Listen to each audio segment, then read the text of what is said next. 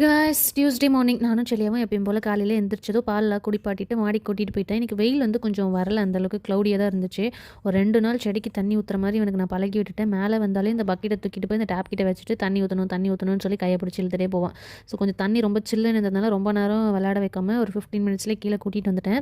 இன்றைக்கி பிரேக்ஃபாஸ்ட் வந்து என்னோடது செம ஹெல்தியான ஒரு பிரேக்ஃபாஸ்ட் தான் செய்ய போகிறேன். ஸோ நைட்டே இதுக்கு தேவையான பச்சை பயிரை வந்து ஒரு 2 டம்ளர் கிட்ட ஊற வச்சுட்டேன். பச்சை பயிரை தோசை தான் செய்ய போகிறேன். மார்னிங் எந்திரிச்சதும் பச்சை பயிரை வந்து நல்லா வாஷ் பண்ணிவிட்டு இது கூட வந்து காஞ்ச மிளகா, 2 பச்சை மிளகா, ஒரு துண்டு இஞ்சி, உப்பு, கொத்தமல்லி, கொஞ்சோண்டு தண்ணி ஊற்றி நல்லா தோசை கன்சிஸ்டன்சிக்கு மிக்சியில் வந்து அரைச்சி எடுத்துக்கிட்டேன்.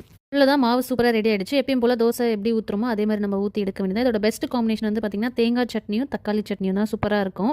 ஆனால் இன்ஸ்டண்ட்டாக ஊற்றி அப்படியே சாப்பிட்ற மாதிரி தான் இருக்கும். செலியாக்குமே நான் இதுதான் கொடுத்துருந்தேன். ஆனால் அவனுக்கு நார்மலாக தோசையிலே முட்டை போட்டால் தான் அவன் தோசை சாப்பிட்றான். அதனால் இதிலே வந்து இன்னும் ஹெல்த்தியாக வந்து முட்டைலாம் போட்டு அவனுக்கு நான் ஊட்டி விட்டேன். அவனுக்கு அந்தளவுக்கு பிடிக்கல, ஒரு பாதி தோசை தான் அந்த மாதிரி சாப்பிட்டான். சரி ஓகே, ஏதோ ஒன்று புதுசாக இன்றைக்கி ஹெல்த்தியாக சாப்பிட்ருக்கான்னு நினச்சி நானும் விட்டுட்டேன்.